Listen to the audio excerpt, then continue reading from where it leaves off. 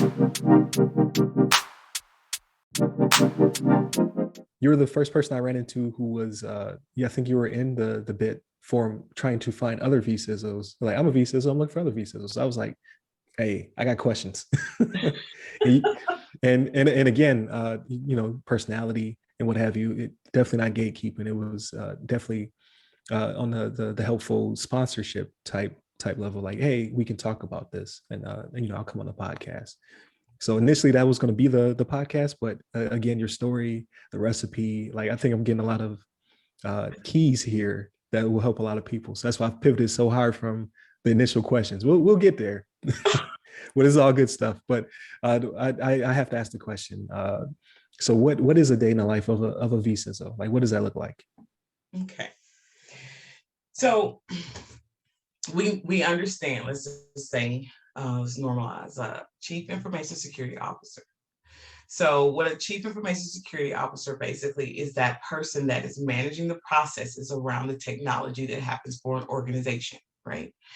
We are that person that looks at what are your issues, what is the budget, right? Because we have a lot of companies that until this point, we're now starting to normalize making sure that we have a dollar figure assigned to what we do for our technology. We did not. That person who makes sure that cybersecurity awareness training is happening, are all of our processes and procedures up to date? Are we meeting and within compliance?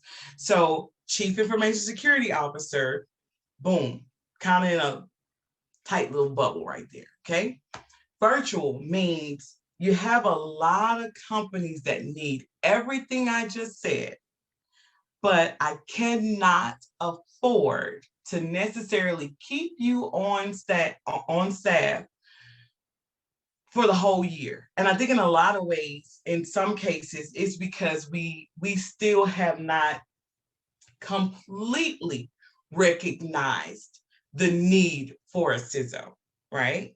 We're getting closer, not yet there, right? Right. So virtually you work for me, but you work for others, at the same time.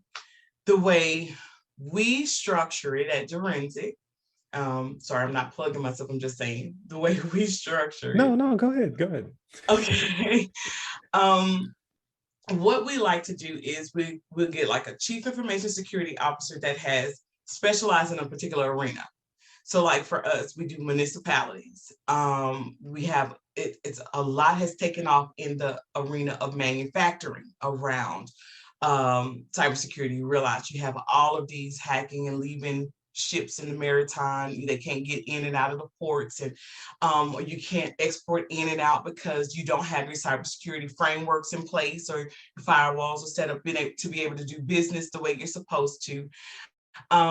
Hospitals, finance, the financial industries, all of those, you have regulatory constraints that really require someone to know that language, right? You need somebody that literally knows, what you're looking at and what other people are doing. And so, though a day in a life of or virtually, what you want to be able to do is call on expertise. So what we do is we have you put us on a retainer. We come in and we develop a recipe specific to your organization. This is one area where doing a cookie cutter is not going to work for you, right? And we have to understand that. Yes, I can get canned cybersecurity awareness training, sure, but as you and I both know, it's painful. We've taken cybersecurity awareness training, we've put it on the computer where our employees are multitasking and they're just clicking next to check off a box that says, I did it. Not recognizing that, okay, that's fine. You can let them check that box. But when you are breached, the liability lies with you. We have to then begin to have that conversation. When that investigation starts, when you have to reach out to your clients and own the level that, because so now we're having those conversations. Well, I'll just get cyber liability. how much liability did you get? And what's covered in that liability? And in that liability, your employees that just clicked through but could not dare pass anything to show that they really did pass the awareness training, they left the door open. So now you're looking at, I got cyber liability that can't pay for it because it's got to come out of my pocket because the failure lied here, not there. We also have to look at, you have insider threats. That's why we said, when you're looking at, I get a lot of people, you'll be amazed at the number of people when cybersecurity became the thing. You had a lot of people that spun up, big name companies that started saying, we offer cyber. They offered you what is it called? I had the word right on the tip of my tongue. They offered you virus protection. They gave you back something like that, kind of ramped up a little bit. And then because you didn't know the challenge, the software that they told you. You don't know those questions to ask. You got cyber protect, you got virus protection with a cyber label on it. And nobody's challenging that. And again, if that becomes a problem, how do you address it? So those began, that's the thing that we begin to say. Budgets, what does your budget look like? Who talked to you about it? Did you put enough aside? In the event that a disaster happened, God forbid, except we just lived through COVID, the first ever freeze that we have not had in a very long time. I live in Louisiana, where we just had unprecedented hurricanes, tornadoes, all sorts of happening. Well, if nobody is bringing that to the forefront of the conversation at the board, sometimes you got to have the board has to think about some of these questions. One of the things that we offer are tabletop exercises. What's the tabletop exercise? We bring those executives in. We set off a fire in your organization. It's a hypothetical fire, but we set it off. And what we allow you to do is watch the reaction of your staff in real time. Let's watch them figure out they don't know what they're going to do. Let's show you how long your organization will either be down and can it survive it. Then once we've had that conversation, now let's push back and take those same executives into a boardroom, and now let's develop what we need to develop.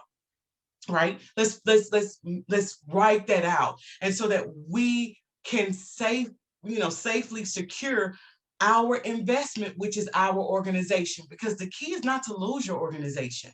That if we can invest in everything else to make sure that we're staying on top, in the forefront, then why would we not? We're gonna put all this money in marketing, and then but all of your clients can't come to you. I can't swipe my card because every time I swipe my card, there's somebody on the back end that's either spoofing my network. All of these things that we know that language, they may not. And it's our job to bring that to the forefront and fight to make sure that our organization is having the right conversations at the right level. Are we within compliance? And then, so yeah, we'll come in and we'll do that for you. And then, no, you don't owe us insurance. you don't have to give us benefits, but you do have to pay us. And then our job is to make sure that when things change in the industry, I recognize this change impacts these clients of mine, right? Because I'm still your CISO, whether I sit there all day, every day. But I need to be able to say, okay, I have 5 clients that are in the restaurant industry. I have 6 clients that are in the medical industry. When that law changed, you didn't have to worry about it.